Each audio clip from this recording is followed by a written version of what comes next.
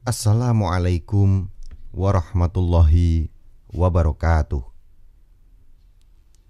Kisah sahabat Nabi yang mengakui zina di hadapan Rasulullah Shallallahu Alaihi Wasallam. Zina merupakan tindakan asusila yang sangat tercela. Islam sendiri mengategorikannya sebagai dosa besar kedua setelah perbuatan syirik atau menyekutukan Allah. Hukuman pelaku zina pun sangat berat, yaitu dirajam sampai meninggal jika pelakunya sudah memiliki istri atau muhsan, dan dicambuk sebanyak 100 kali jika belum menikah ghairu muhsan.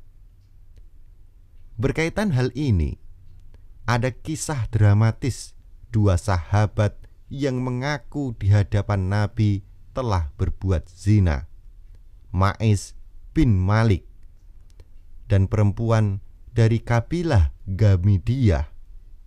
Tanpa ragu dan takut, keduanya menyerahkan diri dan minta dijatuhi sanksi sebagai mestinya. Kisah Ma'is bin Malik mengakui perbuatan zina di hadapan Rasulullah. Diriwayatkan dari Buraidah, sekali waktu Ma'is bin Malik datang menemui Rasulullah Shallallahu Alaihi Wasallam dan berkata, "Sucikanlah aku, wahai Rasulullah." Rasulullah menjawab, "Apa-apaan kamu ini? Pulang dan mintalah ampun serta bertaubat kepada Allah." Ma'is pun pergi. Belum lama kemudian dia kembali dan berkata, "Sucikanlah aku, wahai Rasulullah." Rasulullah menjawab sebagaimana jawaban sebelumnya. Hal itu terjadi berulang-ulang sampai keempat kalinya Rasulullah bertanya, "Dari apa kamu harus aku sucikan?" Ma'is menjawab, "Dari dosa zina." Rasulullah pun bertanya kepada sahabat lain yang ada di situ, "Apakah Ma'is ini mengidap gangguan jiwa?" Lalu dijawab bahwa Ma'is tidak gila. Beliau bertanya lagi, "Apakah Ma'is sedang mabuk?" Salah seorang kemudian berdiri untuk mencium bau mulutnya, namun tidak ada bau khamr. Beliau kemudian bertanya kepada Ma'is, "Betulkah kau telah berzina?" Ma'is menjawab, "Ya, benar." Kemudian Rasulullah menyuruh para sahabat untuk menegakkan hukum rajam yang berlaku efektif pada waktu itu terhadap Ma'is hingga akhirnya ia meninggal. Setelah kewafatannya, orang-orang terpecah dalam dua pendapat mengenai kesan terhadap Ma'is. Sebagian mengatakan bahwa Ma'is telah celaka akibat dosa yang telah diperbuatnya, sementara sebagian yang lain memiliki kesan positif bahwa Ma'is merupakan orang yang beruntung karena telah bertaubat secara sangat baik, yaitu dengan mendatangi Rasulullah, mengakui kesalahannya dan ikhlas untuk menjalani hukuman rajam.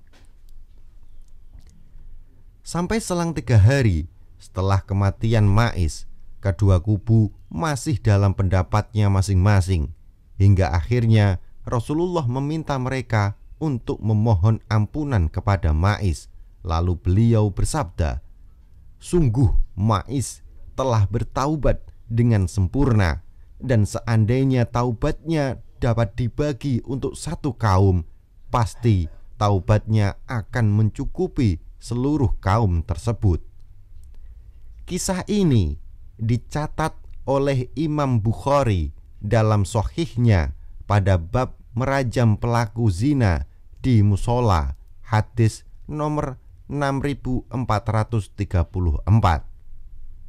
Selanjutnya diriwayatkan dari Buraidah, sekali waktu seorang perempuan dari suku Gamidiyah menemui Rasulullah, dan ia berkata, "Wahai Rasulullah, aku telah berzina, sucikanlah aku dari dosaku." Rasulullah kemudian memintanya untuk pulang. Esok harinya ia datang lagi. "Mungkin engkau enggan untuk menjatuhkan had atau hukuman untukku sebagaimana yang engkau lakukan terhadap Ma'is bin Malik. Demi Allah, aku telah hamil dari hasil zina," katanya. Aku tetap menjawab, "Tidak, pergilah sampai kau melahirkan," jawab Rasulullah. Setelah sekian lama dan wanita itu telah melahirkan, ia kembali mendatangi Rasulullah sambil menggendong bayinya sebagai bukti dan berkata, "Ini bayinya, aku telah melahirkannya." Rasulullah menjawab, "Pergilah dan susui dia sampai engkau selesai menyapihnya."